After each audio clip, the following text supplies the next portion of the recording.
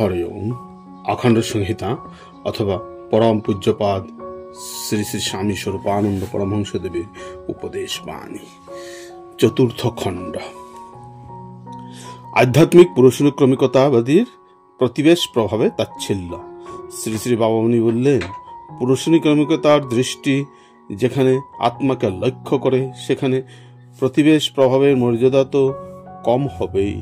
চোরের ছেলেকে অন্য স্থানে নিয়ে সাধু সঙ্গে রাখলে সে চোর হবে না, এই হচ্ছে পাশ্চাত্য পণ্ডিতের অনুমান।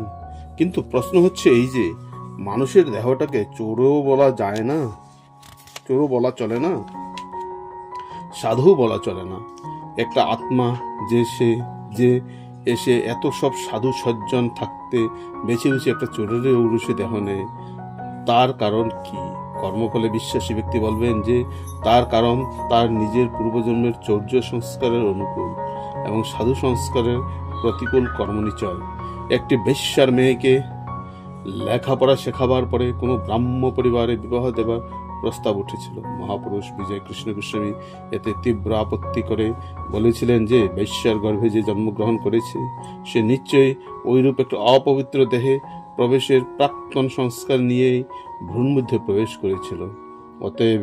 অতএব এখন যদি তাকে কুলবতী করে নব ব্রাহ্মিকা রূপে কোনো সাধু পরিবারের অন্তর্ভুক্ত করে নাও, দুদিন হয়তো সে সংসর্গের প্রভাবে প্রশংসনীয় জীবনে যাপন করবে, কিন্তু কিছুদিন পরে তার মাতৃসুনিতের প্রমাণ তার আচরণের ভিতর দিয়ে প্রকাশ পাবে এবং তাতে সমাজ ধ্বংস হবে। এভাবে আধ্যাত্মিক পুরুষানুক্রমিকতাবাদীর প্রতিবেশ প্রভাবকে কতটা তাচ্ছিল্য করেন। আধ্যাত্মিক পুরুষানুক্রমিকতাবাদীর প্রতিবেশ প্রভাব ও শিক্ষার শক্তি স্বীকৃতি।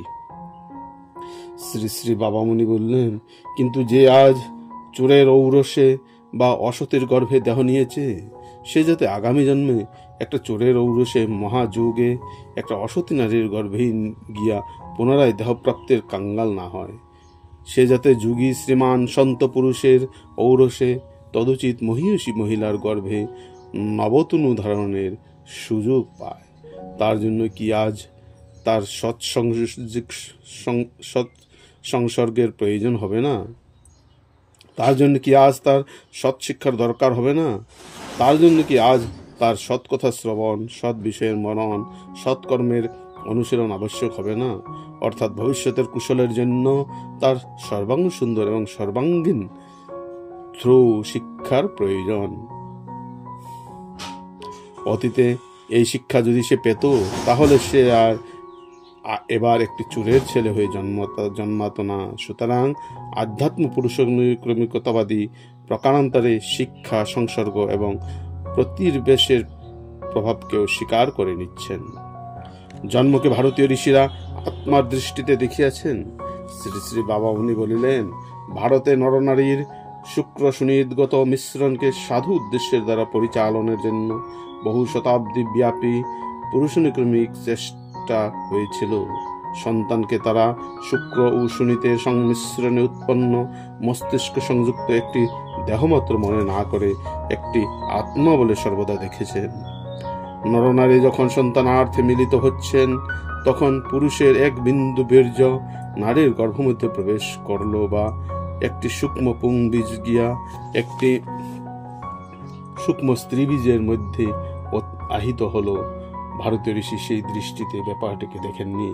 তিনি তার যুগলব্ধ প্রজ্ঞা বলে দেখেছেন যে শুক্র এবং সুনীতের মধ্যগত উপাদানকে নিজ ক্রমবিকাশের অনুকূল জেনে একটি অদৃশ্য আত্মা এসে পুংবীজকে আশ্রয় করে দ্রুতগতিতে স্ত্রীবীজে বা ডিম্বকোষে প্রবেশ করল এবং এই প্রবেশের সঙ্গে সঙ্গে সেই আত্মার পূর্বার্জিত কর্মফলানুযায়ী পিতৃবীজ ও মাতৃবীজের সূক্ষ্ম বীজাংশ সমূহের মিশ্রণ হলো। এই একটি আত্মা অতীতের সঞ্চিত এক প্রকারের কর্মফল নিয়ে মাতৃগর্ভে প্রবেশ করেছে। এই কারণেই গুণবিধায়ক পৈতৃক বীজাংশ এবং গুণবিধায়ক মাতৃবীজাংশগুলির এক রকমের